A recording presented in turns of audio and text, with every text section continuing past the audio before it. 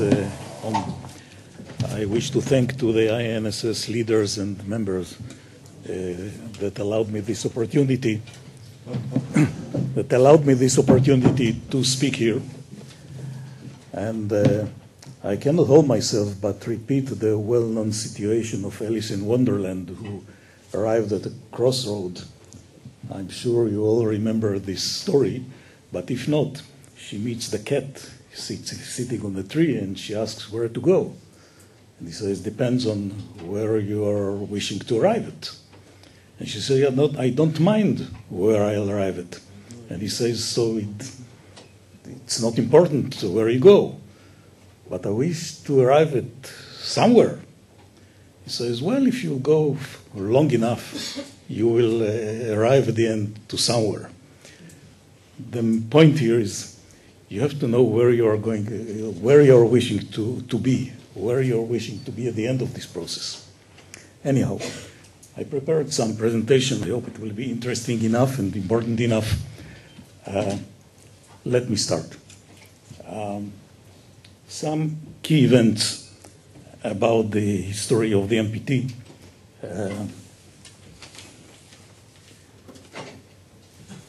You can see the dates for different key events that are written here on the screen. I wish you know all these. There is no need to repeat them all. Just to mention that TNDC at the first point is the 10 Nations Disarmament Committee, the father of one of the fathers of the Conference on Disarmament in Geneva. It became later the ENDC, the 18 state. Today they have some 65 or something. Anyhow, this is just as a background because my topic is the NPT and Israel, or Israel and the NPT. Some early statements. Much before things came into the real issues. I found a letter dated 28th of August, 55, written by a professor of the Weizmann Institute, Amos de Shalit. He came back from a conference in Geneva, technical conference. He and the other members of the Israeli delegation presented some papers, some scientific work. But when he comes, he writes a letter in addition to the report that was prepared by the delegation as a whole. And he writes his own impressions from the conference. About half of his letter deals with the NPT. He said, I spoke with some American people, some Russians, and they told me they are now working on an NPT, and look at the date, it's 55. And all the elements of the NPT are there. So if somebody wishes, those who saw the letter, could know more or less that something is cooking down there. Anyhow, some early positions that came from the first round of extensive negotiations in Geneva. One taken from Davar, which was the leading newspaper of the time, actually the government newspaper, which says, well, we'll deal with it when we know what's there. They knew, of course, what's there, but they didn't want to discuss it. I put there further a statement by Abba Ibn in February '67, that again, we are together with other states. Many do not like it, many doubt it, many have wished to discuss it for long. Take a look at the last one about Egypt, which is very important for the development of the Israeli position toward the NPT. Egypt is ready to accept the NPT. Egypt was very different from other non-aligned states. They also almost immediately saw an opportunity in this treaty and supported it as much as they could. I found this piece in the Knesset reports, actually records, about a query number 2426 to Prime Minister Eshkol, put forward by Knesset member Mikunis of the Communist Party. And he asks, Israeli press copied an item from the Lebanese newspaper. It's my translation, my humble translation. Forgive me if this is not exactly the way more professional people will do it. Anyhow, item from Al-Hayat of Lebanon, saying that Israel exploded a nuclear bomb in the Negev desert in September 26 to October 3 last year, which means 66. I put this here because those who know the NPT know the meaning of the date. Every state that exploded a nuclear bomb before the 1st of January 1967 is regarded as a nuclear state. Anyhow, Prime Minister Eshkol answered simply, it's not true. Or in Hebrew, en emet bayediah. So I thought it's interesting enough to put it here. Then came the Six-Day War. The whole situation changed. The Israeli feeling about the international community is now different. And negotiations more or less ended. And the issue comes to the General Assembly in the United Nations. And then I found this piece, which is quite interesting. It came 3 days after the statement of the Israeli ambassador in New York in the General Assembly on the NPT. And this article, this piece from Davar, again, a leading newspaper at the time, it says Israel joins the NPT. Now, I don't believe that the reporter was so stupid. I believe that he was briefed. And he was briefed in line with the title that you can see here. Those who can read the Hebrew could probably find some nuances, but the translation of the title is there.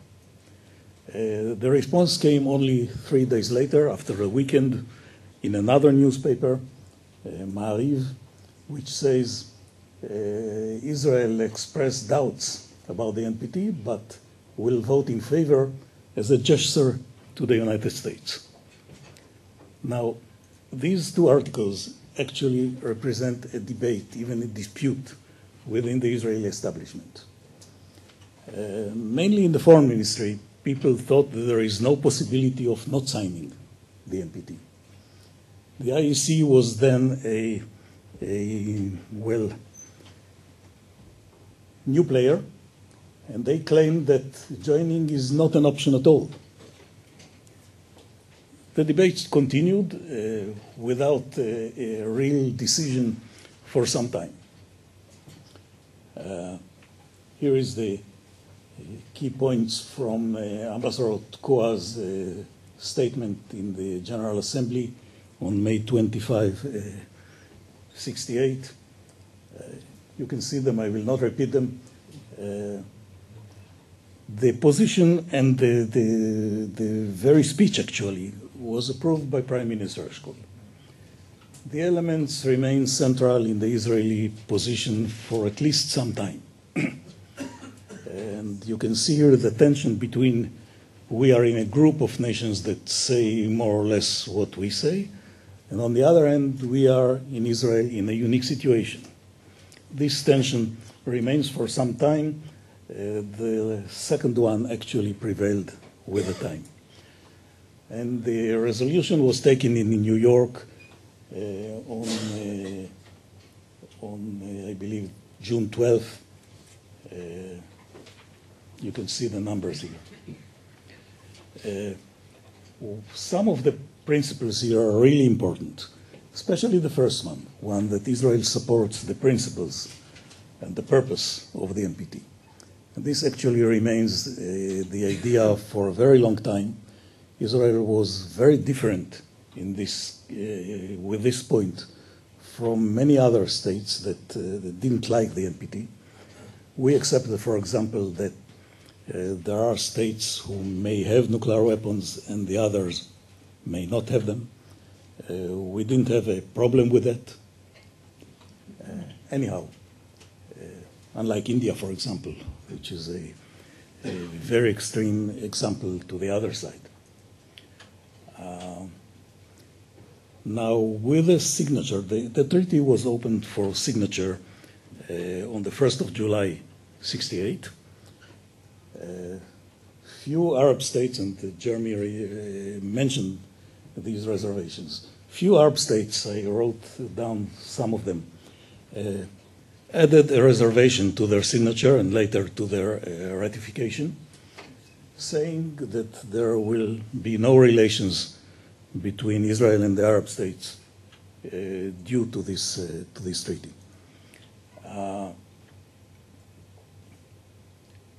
Another question in the Knesset. Tufik Tubi of the Communist Party asked Abba Ibn, the foreign minister, what's going on with the NPT? And Abba Ibn says Israel supports complete disarmament throughout the world, including conventional weapons, an issue on which the NPT does not say anything. Now, this was, Israel was on record with this for a long time, at least since 1960. The proposal for a conventional disarmament, or at least negotiations on disarmament, something that the Arab states didn't accept, couldn't accept actually with their then policy. Anyhow, in September, still 68, there was a conference of the non-nuclear states. It was held in Geneva. All non-nuclear states participated. Actually, by participating, at least this is my interpretation, Israel, together with others, accepted its status as a non-nuclear state. And a few things were said there. I wish to focus on the last item in blue. Kidron actually says it could have been easier to refer positively to the treaty if we were sure that all those who signed it really accept the principles in the preamble. And here are the two principles that he quoted about peace and keeping the sovereignty and independence of states and so on and so forth. These two paragraphs were added into the preamble of the NPT in the last minute. Actually, it was the proposal of Mexico to put them there. It wasn't there in the draft that was forwarded from Geneva to New York, but it's there, still there.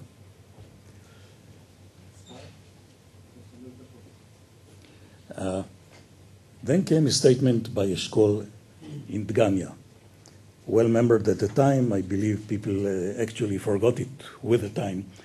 Actually, it was not a statement. It was a conversation he had with some people in Dgania. He was there on vacation.